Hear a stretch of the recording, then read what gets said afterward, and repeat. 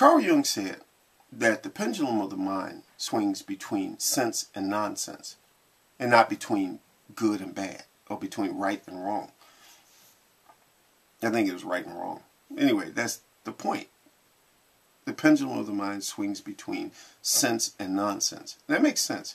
Because everything we do things according to what makes sense to us.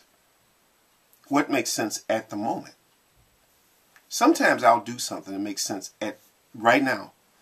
But then, like a month later, I'll look back and say, you know what I did that made no sense. But it made sense to me then. You know. Things that you do right now might not make sense to you in the future. When you look back on it, you say, why did I do that? That made no sense. As you gain new information, new insights about things. But I know one thing that's true, is I do things according to how I feel. And when you feel bad, for example, you want to feel better. And when you know somebody that you care about is feeling bad, you want to say or do things to make them feel better. That's what makes sense to you at the moment.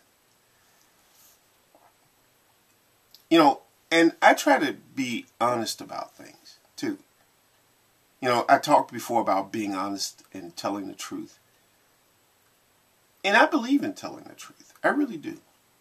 But I also believe in the other stuff. There's a kind of balancing act between telling the truth, but not doing things to hurt people at the same time. So it really is kind of a balancing thing. It's really a thing of balancing stuff. What makes sense? The best way to say something to a person. The best way to talk to a person, especially when it comes to things like death or things like that. You know, I was thinking about when I was looking at Laura Layla's video and she was talking about death. And I know I left a comment, but I think it was kind of like off the topic a little bit. You know, it was just about how I feel about, you know, dealing with when somebody dies. But the thing is that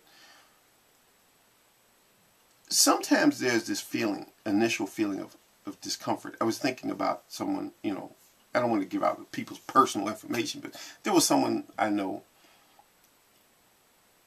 you know, who had a fiance who was killed. And it just seemed, it was so tragic because I remember months earlier I had met the guy and he was really a nice guy. And it was like some senseless situation where somebody shot him. And, you know, it was, you know, and I didn't know what to say, but I just thought, only thing I could think was just say what I felt. You know, and say comforting words, and I did. And I think I did okay, but, you know, in moments like that, I can't think of some totally rational, intellectual type of way of saying things. I can only speak from feelings. You know, maybe there's one reason why I'm still, in some ways, kind of a religious person. I was thinking about this. I'm religious not in the sense I go to church every day or I, you know, go through some counting rosary beads or something. Not in that sense, but in another way that I'd have to make 40 videos to explain that. And I don't want to go through that. I don't feel like doing that. The thing is that there is a kind of religious sentiment. There's probably a better way to say it. I have very strong religious feelings about things.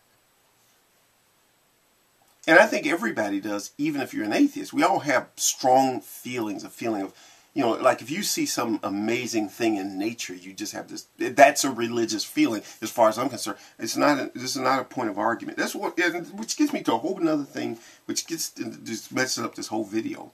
It messes up this whole video. Because then I'm going on 40,000 tangents.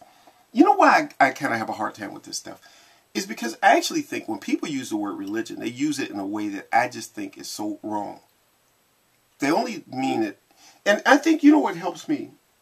There's a book, and I strongly recommend this book.